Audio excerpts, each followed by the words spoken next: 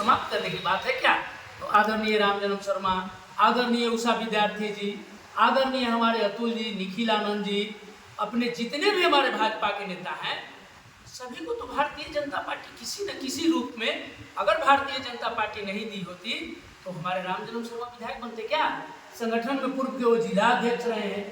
उषा विद्यार्थी जी हमारे प्रदेश के प्रवक्ता है, पहले उपाध्यक्ष थी। अनामिका सिंह अभी एमएलसी बन गई है।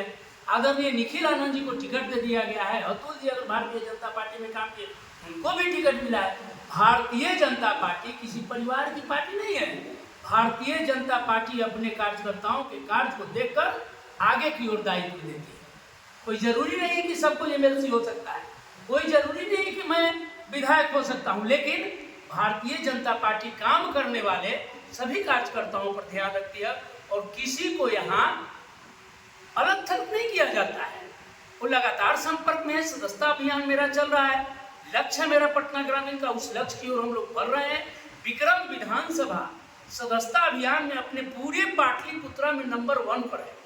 अगर कार्यकर्ताओं को मान सम्मान नहीं मिलता तो ये सच होने वाली बात तो होती नहीं। के लिए निरर्थक बातें।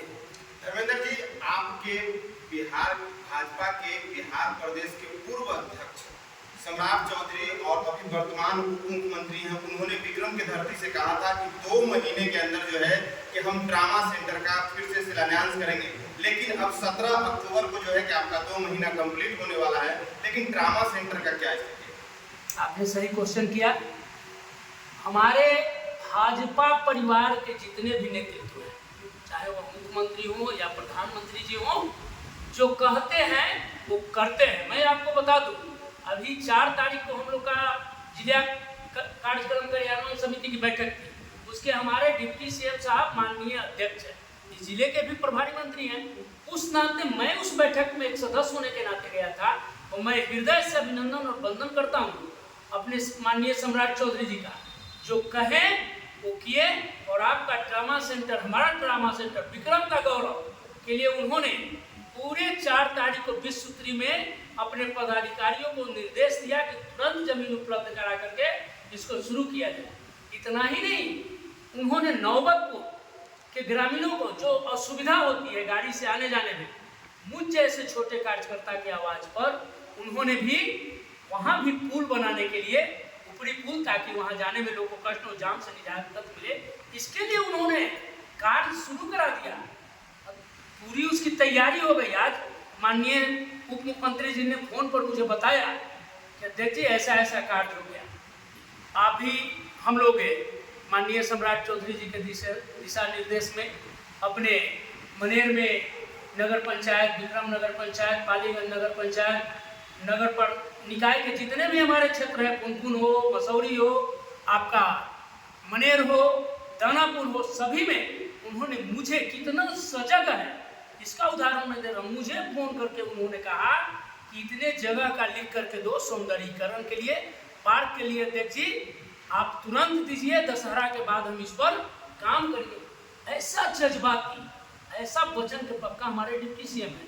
और उन्होंने जब कहा 2 महीना, तो मैं बता दूं आप लोग के माध्यम से कि 4 तारीख को आप अफसर लोग से बात कर लीजिए, जो भी उसके अधिकारी हैं। 4 तारीख को विश्वसूत्री के बैठक में, जिला कार्यान्वयन समिति के बैठक में उन्होंने डायरेक्ट कहा कि ट्रामा सेंटर को जल्द से जल्द हम लोग को चालू कराना है। और उसकी जमीन की भी व्यवस्था के लिए मैं तो अपने पटना जिला ग्रामीण की ओर से अपने प्रभारी मंत्री जी को, माननीय उप मुख्यमंत्री जी, माननीय मुख्यमंत्री जी को भी हृदय से अभिनंदन वंदन करता हूँ कि उन्होंने इस बात को प्राथमिकता से लिया। और मुझे याद है, मैं जब भूमि पूजन करने विधान को भी पालन करती है और उसके अंतर्गत जिस ढंग से कश्मीर में जो मैंडेट मिला है उसके साथ हम लोग छेड़छाड़ करने वाले नहीं थे। क्या लगता है कि 2025 बिहार विधानसभा चुनाव बिहार के किस एजेंडे के साथ देखा जा सकता है? क्या हरियाणा वाला सीन भी बिहार में दोहराया जा सकता है? निश्चित तौर पर हम लोग 2025, जैसे कि हमारे माननीय मुख्यमंत्री, अपने उप मुख्यमंत्री, हमारा प्रदेश के नेतृत्व जो सोचता है 200+ सीटें जीतेंगे, 200+, बिल्कुल 200+, पूरा साफ हो जाएगा विरोधी का। धर्मेंद्र जी, ये तो रही आपकी राजनीतिक बात। अब जहाँ से आप अपनी राजनीति, अपने कैरियर का शुरुआत कर रहे हैं विक्रम से, तो विक्रम विक्रम की बात करते हैं, कल 10 अक्टूबर है और 10 अक्टूबर के दिन जो है कि विक्रम के महानायक खदेरन बाबू का जयंती है, इसको कैसे देखते हैं? विक्रम के लिए बहुत ही गौरव का बात है, खास करके विक्रम के लिए। मैंने जब से विक्रम के इतिहास को देखा है, पॉलिटिकल इतिहास, पहली बार अगर किसी ने विक्रम प्रखंड का एमएलए बनने का काम हुआ है वो हमारे खदेरन बाबू ने। पहले तो उनके चरणों में मैं अपना सत निवेदन प्रेषित करता हूँ। और खदेरन बाबू एक समाज के धरोहर थे, वह गरीब कुचलों सभी के आवाज़ थे। उन्होंने मंत्री के रूप में भी विक्रम में काम किया है और पहली बार विक्रम को नाज लिए कि खदेरन बाबू जैसा जननायक हम लोग के बीच में जन्म लिए थे। हम लोग को पूर्वज हैं, इसलिए हम विक्रम में उनकी जो आप बोले 10 तारीख का है तो हम लोग तो अभिनंदन करेंगे, वंदन करेंगे।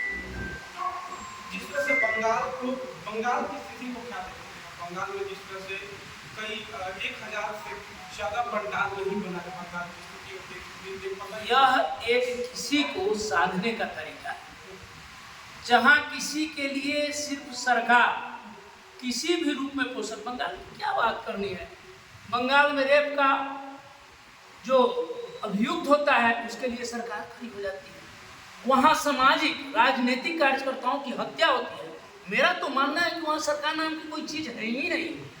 वह जितने भी घुसपैठिया वहाँ आए उनको खुश करने के लिए, किसी एक समुदाय को खुश करने के लिए, वोट की राजनीति करने के लिए बंगाल में इस तरह का चल रहा है।